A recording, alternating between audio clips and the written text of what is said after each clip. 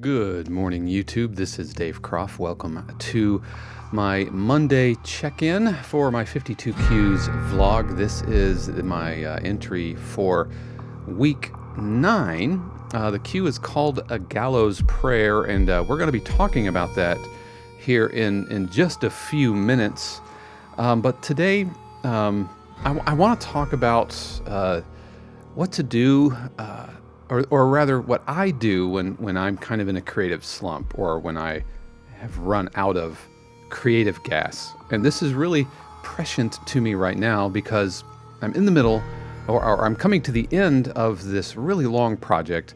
That's a series of albums that I'm working up for a publisher. And I've done several before, done dramedy albums. I've done like high energy hip hop albums. I've done like intrigue with hope albums, tension, investigation, and this album that I'm wrapping up, that seems it's been going on forever, is an Americana tension cue. And you're probably, if you've been following my channel, you're probably sick of hearing them. And that would be fair, because I'm about sick of writing them. I mean, I do enjoy writing them, but man, I've got 2 more to go, a total of 15, and really pushing myself with this album and getting into like cigar box guitar and all these other kind of Americana instruments. I even, for the last cue, I broke out a hammered, or not a hammer, a mountain dulcimer, and played that, and even got all up into that.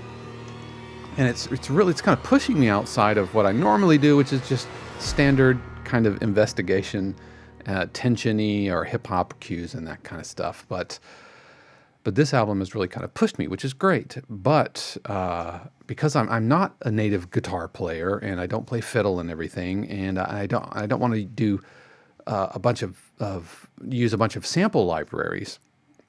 I've been doing a lot of it myself, and I'm starting to really kind of feel the edges of my abilities on guitar, or even in harmonica and that kind of thing. But, after 9, 10, 11, 12 of these types of cues, wow, you really kind of start feeling just like you're out of gas. And I want to talk today about what I do, the things I do, specifically 5 things that I do to kind of pull out of a creative slump, especially as deadlines are approaching, and you have to make the end of this.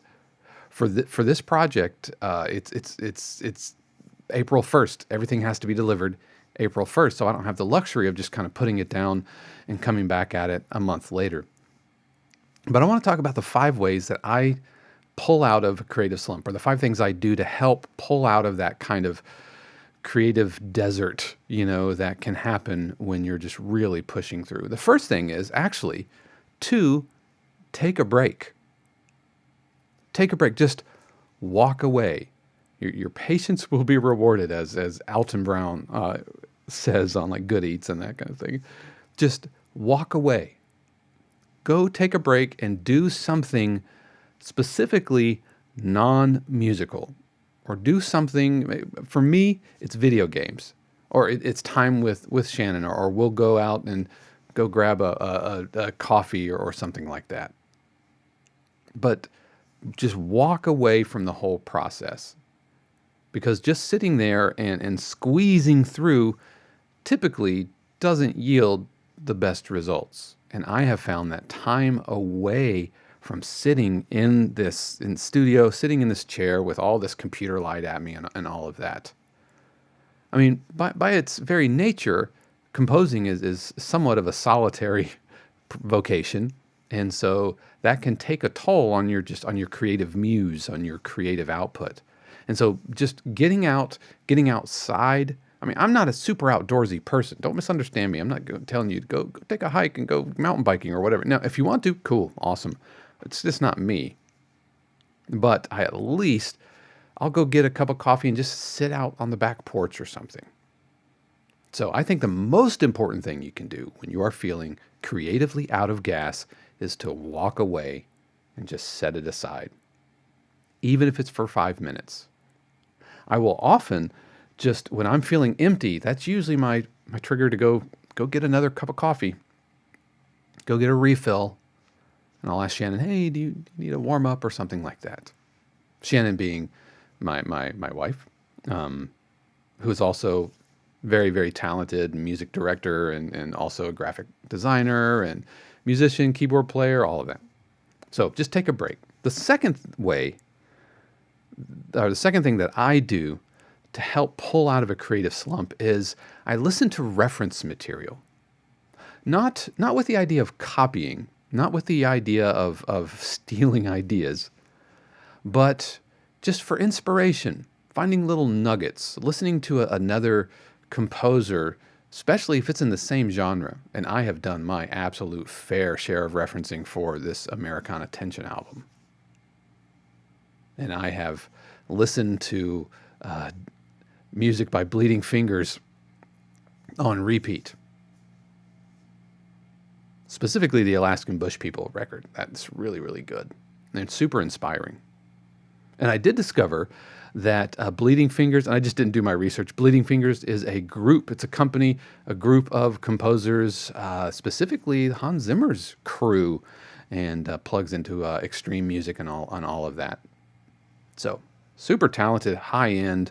That's the bar. That's like the bar that production music is shooting for. And so go listen to references. Allow other work to inspire your work. And if you hear something, like I was this last cue I was working on, which isn't mixed and it's not ready yet, but I noticed that they had kind of a banjo picking thing underneath like drones. And I was like, hey, I like that sound. I like that texture. Now, did I like copy the chord progressions or the picking style or whatever? No, I just thought, banjo picking underneath drones. And so I dusted off one of my ukuleles and that got me going. You never know where a little nugget that you've panned out of the silt of another reference can yield a whole new cue for you. Now, I want to talk about using references much later in the vlog and how to do it and what modeling is and where's the line of cloning and modeling and referencing and plagiarism and all of that. I want to get into that here on the vlog, but just not today. But be on the lookout for that. The next thing that I do when I'm feeling in a creative slump is I do something else creative. More often than not, that's not writing music. I will do something else creative because I think that all creativity informs other creativity. If you're a performer, that might mean going out and playing. This past week, I've been playing percussion, drum set for a local production in Sanford, Florida. So if you're local and you want to come say hi to the Wayne Dinch Performing Arts Center for the second week of Sister Act. I used to do a ton of pit percussion, drum set, and all of that. That was in theater. That was my main gig income was playing in musical theater. And I really, really enjoy it. I've had to scale back as my composing life kind of took off because it's a giant commitment of time. But I would much rather, if I'm gigging, playing drum set out, I would much rather play in a theater pit than play in a smoky club. So this past week, I've been playing drums for Sister Act. Fun show, really good cast. Our Dolores is absolutely phenomenal, and we're all masked up and social distance and all of that business. So we're still taking our COVID preparations, and it's a little weird to see the actors in the masks, especially since half the cast are nuns and they're all in their nun habits and they have masks on. It's really tough to tell like who's singing and who's who, but that's the challenge of the time we're living in right now. But do something else creative that's not writing music. And I have found that it will inform the other creative endeavor. Another thing that I've done is I've started writing a sci-fi novel. Do I know the first thing about writing books? No, not at all. But I've had some ideas. So I'm like, man, it would be cool if someone would write this story. So why not me? The downside is the little entrepreneurial side of my brain starts figuring out, ooh, now I've got to publish it. And so I learn everything there is to know about Kindle publishing and audiobooks and all. That's my stuff that I need to deal with, and that's kind of defeating the purpose. But I really enjoyed learning about the writing process and story structure and all of that. Related is work on a different project. So you're doing something else creative that's not that project. Let's say that you still have some gas in the tank to write music, but you're hit a writer's block or something. Then close that project and work on something else, especially something that's completely diametrically opposite of that project that you're working on. I dabble in publishing and running a little fledgling label that focuses on piano music. And so my wife Shannon plays piano. She does meditation music. And I have a friend of mine who's an amazing jazz pianist. And so we are prepping solo jazz piano cues and working towards an album, like a Spotify album and all of that. So I started working on that. And I found that when I allow that project, the Americana tension cues, when I allow that to kind of get out of the picture for a while, then when I come back to it, it feels fresh and it feels new. So take a break, just walk away, do something deliberately non-musical. 2, listen to reference. Fill your muse. Allow other works to kind of seep into the groundwater of your musical output, your creative muse. Number 3, do something else that's creative. If it maybe not writing, maybe it's painting, sculpting, whatever, playing, or move on to a different project entirely. That's not that project that you're kind of stuck on. The other thing, number 4, stick to a schedule. Routine, for me, routine is huge. It's absolutely vital. I get up at the same time every day and I sit down in my studio. I go do my little rollerblading around the neighborhood in the dark so nobody sees middle-aged guy on rollerblades. And I make my coffee like at the same time every day. I pet the kitties at the same time every day. I have my whole routine, even doing this vlog. It's part of my 2021 routine. So every Monday morning, I sit down, I'm going to do this vlog. And right after I'm done with that, I'm going to go look at the 52 Qs page, put up the new week. I'm going to start prepping for the week, start answering emails, and blocking out a period of time that I am writing and sticking to that, putting it on the calendar. Here is when you're writing. In the production music world, especially since output is so vital, you have to be able to hit deadlines. And on some level, volume is the name of the game. And there's arguments to be made about quantity versus quality. And obviously, we want everything to be high quality. But if you have more cues in the system, then just mathematically, your chances are better of getting good placements and getting more of them. So sticking to a schedule, saying from this time to this time at this time of the week, I am going to write, and sticking to that. Which leads me to number 5. The 5th thing that I do to help pull out of a creative slump, or the writer's block, just keep writing, even if it stinks, and it probably will, and you might not keep it, and it might be a waste of an hour, but just keep writing it. And you'll notice this is very similar advice that Mr. Bob Ross also gave us, which is to just keep painting, just keep writing. My mantra for last year, every year I kind of pick a phrase or pick a mantra that keeps me going, keeps me motivated. And last year was just keep writing. Just keep writing. I can't remember if I mentioned this on the channel, and I got a little Dory Funko. I like the Funkos. I know I'm a grown ass man. I shouldn't be into Funkos, but here I am. I love the Funko Pops, and I got a little Dory, and she sits on my desk, and she reminds me to just keep writing. And there she sits.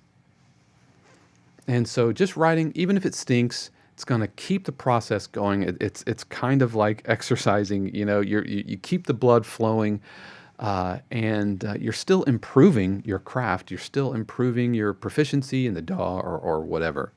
You might be discovering new sounds, or just keep writing. So those are the things that I do when I'm feeling in a creative slump, and this feels very, very close to me right now because I'm having to actively do these things. This past weekend, I listened to references. I did something else creative. I'm sticking to my schedule. And today, this afternoon, I'm going to just keep writing. Just keep writing. So I hope that helps. What do you do? What do you do to pull out of your creative slump? How do you combat your writer's block? You can let me know in the comments below. I read all the comments. I'm absolutely happy to interact with the folks who watched the channel, and I do appreciate you watching. If you haven't already, please like and subscribe to videos and hit that notification bell. All of that good googly, moogly YouTuber channel business. It actually helps other people to find the videos. So let's take a look at this week's cue. Like I said, it's called, it's an Americana tension cue, and it's called a gallows prayer. And the idea is you know, as I was conjuring the imagery, you know, the scene at the end of "Oh Brother, Where Art Thou?" You know, the "Oh Death," the grave diggers. You know, they're kind of singing this this spiritual over the guys that are gonna get hanged, and then the valley ends up getting flooded and all of that. But that's what I was conjuring, like this dusty, this guy, this lawless criminal, you know, or maybe he's not a lawless criminal. Maybe he's misunderstood, and it's a wrongful hanging, kind of like at the end of "Oh Brother, Where Art Thou?" where they were already pardoned and all of that. And so that's kind of the imagery I was going for. So a gallows prayer. So, several of the same usual suspects that have been showing up in all of my Americana tension cues. Harmonica cue that I ended up pitching down because I think we're in E flat here. If memory is serving me, it's been a minute. Sorry, we're in D.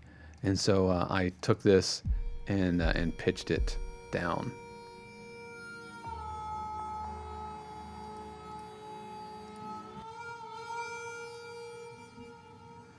Single tracked with tons of delay, tons of reverb, and I threw the sample delay on there to create instant stereo width.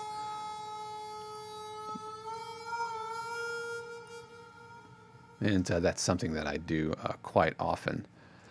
This is a kind of an ominous tension cue, which means that drones are the name of the game here. The slow-moving harmony, actually it's drone-based harmony, so it just hangs out on one chord. There's these kind of knocking, repeated sounds, which kind of shows up. Some bowed cymbal effects.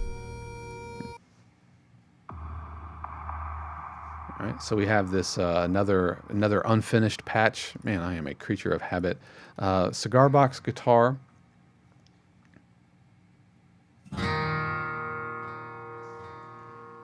Just droning on the one chord. This interesting reverse piano patch that just kind of, I don't know, just kind of spooky atmosphere.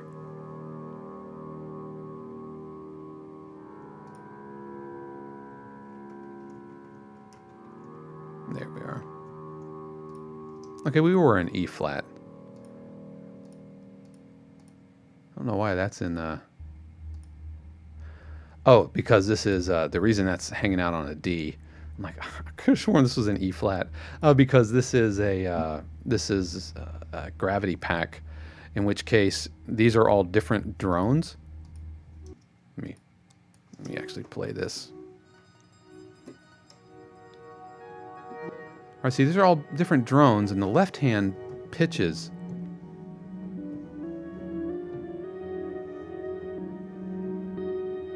All right, so that's why it says D. We were in E flat. I was playing a G harmonica, cross harp, so I'm getting a D sound, and pitched it down in Logic. And so yeah, this is a really cool. I love all of these gravity packs. Of course, I'm a shameless sucker for anything Heaviosity does.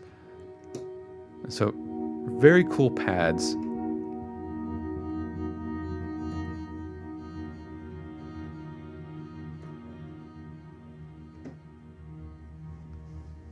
And then this is off of their new acoustic guitarscapes, or acoustic guitar, scoring acoustic guitar. And they have two of the guitar packs, one of the brand new acoustic guitar packs. They have a bass, scoring bass, and they have two vocalese scoring, like vocals. So they'll take vocal samples and kind of mangle them, make pads, make pulses.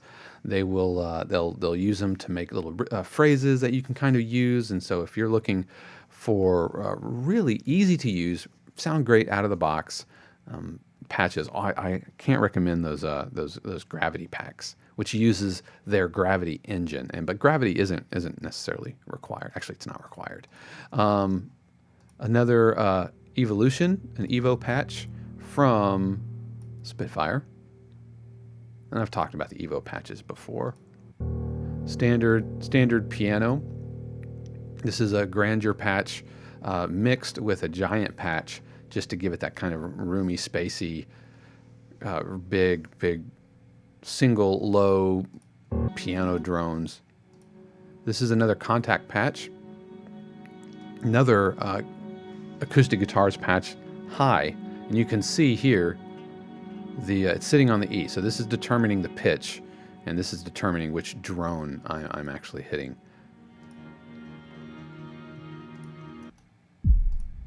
Sub kick. This is the only real percussion that's in the cue, and it's another unfinished patch. Just these low thumping heartbeat like things to give a little bit of motion. Some bowed cymbal effects.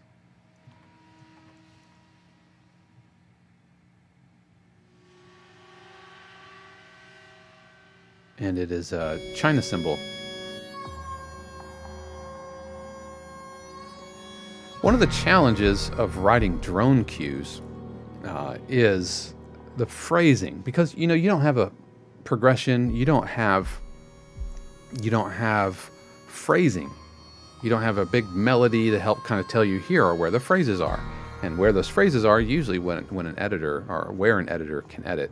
And so you have to give really, in my experience, you have to give really obvious kind of edit points for an editor.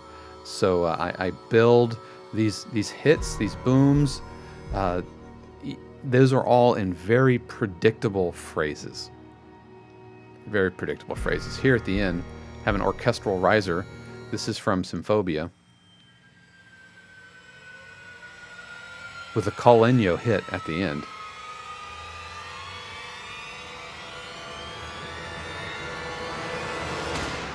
And Colenio is a technique where you play the strings, but with the wood part of a bow instead of the strings. You slap the strings with the wood of the bow, and you get that kind of that thwap. And I put it's orange because of it's kind of a percussion kind of hit, and so that's what's going on there.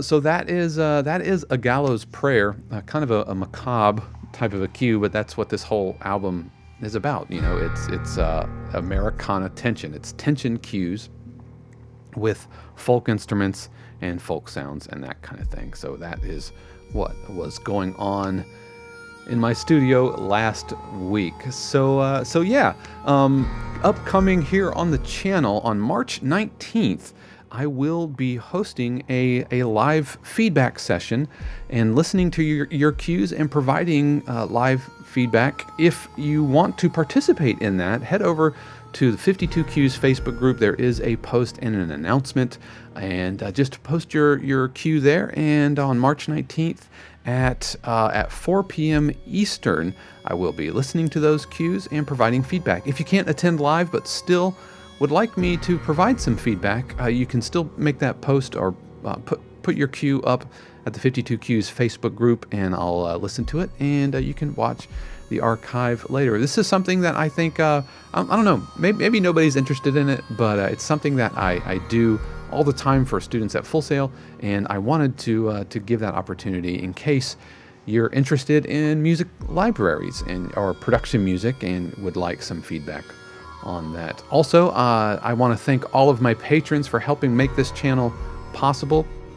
I also do live streams every single Thursday, and here lately I've been doing Monday. I'm going to be doing another live stream this evening where I will be doing the mix down of last Thursday's live stream cue. So if that's something you're interested in and want to see kind of the composition process, then head over to Patreon.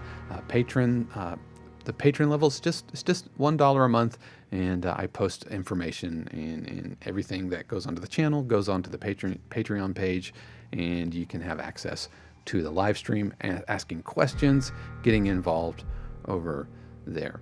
So thank you very much for hanging out with me on a Monday morning. As soon as I'm done with this, I'm going to get on with the rest of my Monday routine, and it sure is great hanging out with you this morning.